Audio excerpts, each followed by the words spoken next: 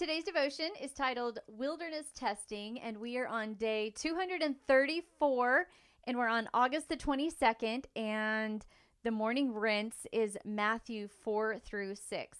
And by the way, I hope that you enjoyed my special guest from yesterday. Stacy is so fun to talk to, and if you haven't listened to that podcast, it was yesterday. You'll have to go and hear about that and her take on Christmas chaos. So anyway, the featured verse for today is Matthew 4:1. Then Jesus was led up by the Spirit into the wilderness to be tempted by the devil. I do not think that my childhood family vacation to White Sands National Park would count as a desolate wilderness despite the miles of white sand dunes stretching across the horizon.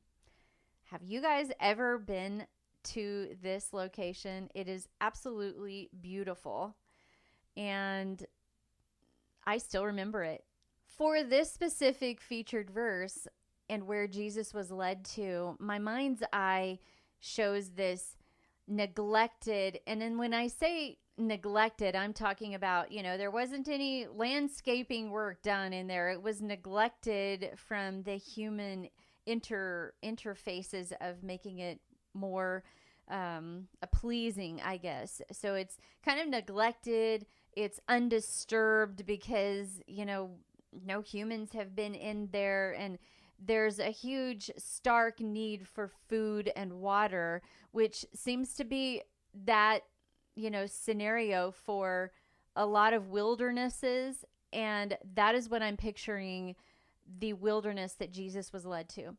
And while I cannot relate to spending multiple days camping out in one, I have experienced other kinds of wildernesses.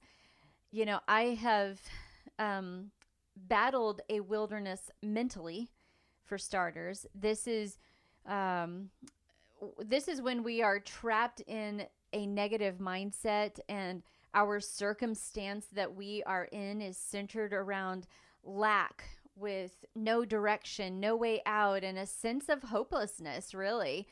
And this mindset may even cause us to view our circumstances as worse than what it actually really is. And these wilderness mindsets can actually lead to depression or other, mental, challenges, if you will. I've also been through other types of wildernesses like financial or relational and even spiritual wildernesses, just to name a few. And I'm guessing that you, if you are listening or watching, I'm guessing that you as someone who is a Christ follower or regardless, have probably experienced some level of wilderness, if you will, in some capacity. I'm sure even that you could probably name more from your life experiences than what I even listed out.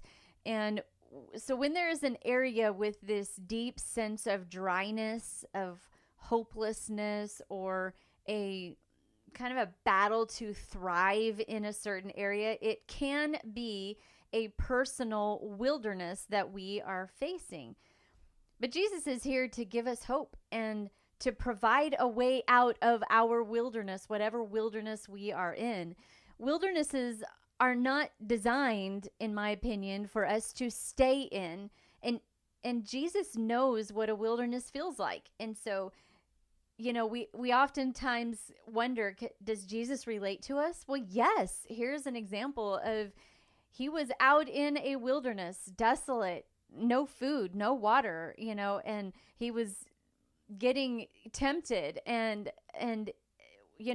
he understands, he has experienced hunger and temptation, and has even heard the lies of the enemy whispered in his ear. I know for me, I have experienced when, the enemy comes in and tries to, I call it yipping in my ear and trying to feed me lies, and I can hear my thought process going down a wrong direction, like I'm not good enough, or am I skinny enough, or am I saying things that people like, or what do people like this about me? Do people like that about me? Am I good enough? All of these things are thoughts that I'm sure, you can probably relate to in your walk of life. And it's sometimes we are in these wildernesses due to our own choices. We go down certain paths and we are in a certain dry place because of our own choices. But then other times it's because the Holy Spirit has led us into one so that we can grow. And just as Jesus was led into the wilderness to be tempted, we too may be in a wilderness so that we can pass the tests ahead and come out stronger for the next leg of our journey. And Jesus started his ministry after the wilderness. And we also may have a ministry waiting on the other side of our wilderness. And that ministry may be a new job. That ministry may be being more impactful to the people that are around us. I don't know what that is, but utilizing our dry spells and coming out on the other end, there's something for us. You often hear that terminology, I'm on the other side of the mountain. Well, they came from that dry spell, that hard time. And so whether you are in a wilderness due to your own choices or your negative mindset, or even if God has led you there, be confident that God is close by to bring you out and to begin something new. Today's challenge in this wilderness testing journey is to really embrace where you're at, and then realize if you are in a wilderness right now, pray that you can conquer and overcome any tests that you are enduring in your wilderness so that you can step into a new level of ministry.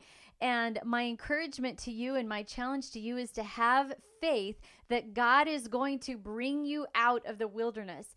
And so look around, and do you feel a little dry? Are you feeling a little like you're going through a wilderness? Maybe it's relational, maybe it's spiritual, maybe it's like I said, financial, maybe it's some other dry spell that you are feeling, but have faith that God is going to bring you out of that, and be excited for the next level of ministry, because what happens in the next level of ministry is the fact that you will have more opportunities to impact more people as you grow. And I am so excited to hear about your growth and about those opportunities and about the things that you are doing. And sometimes wildernesses can be, because we've made a mistake, or we've said something wrong, or we allowed our flesh to, get the best of us in a certain circumstance.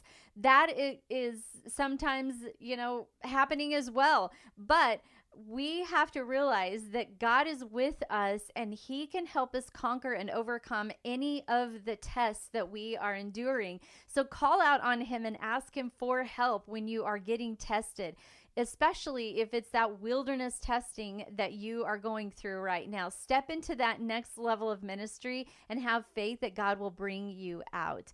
And when you pull out your journal and you are having your evening reflection, did you receive new, fresh hope regarding your wilderness today?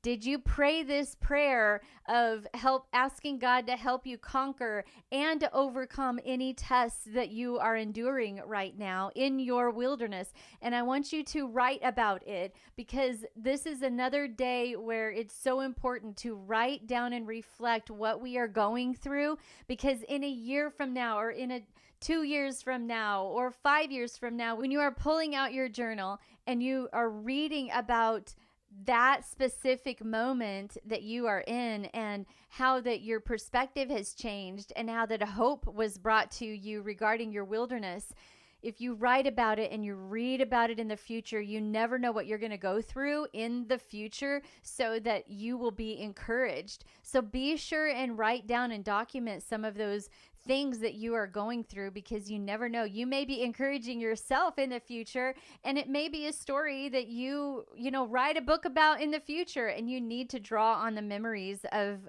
that specific situation. So I pray for you that you just continue to conquer and overcome all of the wilderness testing that you are going through right now, and that you draw on your faith and ask God to help you come out of that wilderness, and that you rely on him even more for faith, and that, trust him that he will bring you through. And I hope today encouraged you. And if you are going through a wilderness right now, I'm praying for you, and that you will conquer it, and that you will come out as gold on the other side. And if you don't have my devotional, go down to the show notes. And as always, until tomorrow, keep rinsing, reflecting, and repeating. God bless you.